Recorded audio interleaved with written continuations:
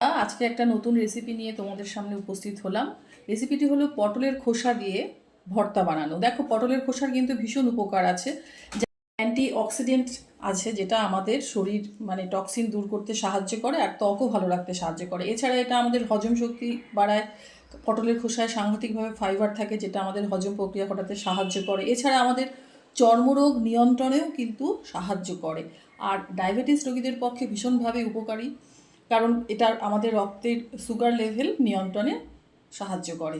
আর তাছাড়াও ওজন কমাতে ভীষণভাবে সাহায্য করে, কারণ এতে ক্যালোরি কম আর ফাইবার বেশি থাকায় আমাদের ওজন সাংঘাতিকভাবে নিয়ন্ত্রণ রাখতে সাহায্য করে।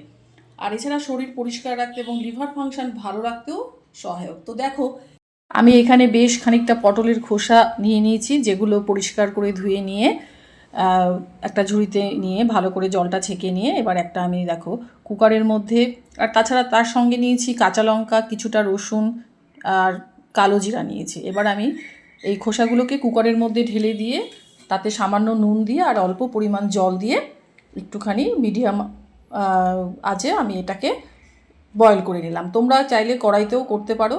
তো এইবারে দেখো, সেদ্ধ হয়ে যাওয়ার পরে এটা আমি ঠান্ডা করে একটা মিক্সার গ্রাইন্ডারের মধ্যে ঢেলে নিয়ে তার সাথে রসুনগুলো এবং কাঁচা লঙ্কাগুলো আর ওই তোমার এগুলো আর কি দিয়ে সামান্য একটু জল দিলাম, দিয়ে আমি ভালো করে পেস্ট করে নিলাম।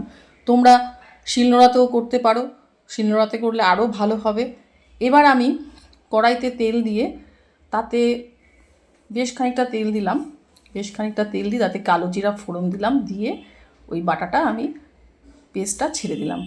দেওয়ার পরে তাতে সামান্য নুন দিলাম আর সামান্য হলুদ দিলাম আর একটু চিনি দিয়ে দিলাম, যাতে টেস্টটা সুন্দর হয়, ব্যালেন্স করতে সাহায্য করে। এইবারে আমি বেশ নাড়াচাড়া করে ভালো করে কষালাম, কষিয়ে নিয়ে আর ওই মিক্সার গ্রাইন্ডারটা আমি বাটিটা ধুয়ে দিয়ে আমি জলটাও দিয়ে দিলাম।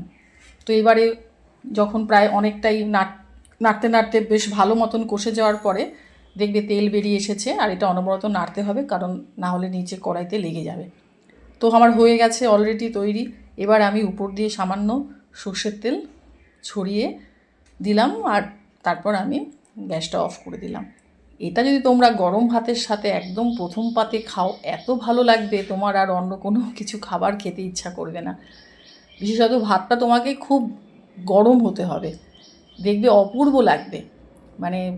এত সুন্দর টেস্ট, নিরামিষ একটা আইটেম হিসেবে খুব ভালো লাগবে খেতে। তোমরা একবার করে দেখো, আশা করি তোমাদের এটা খেতে খুব ভালো লাগবে।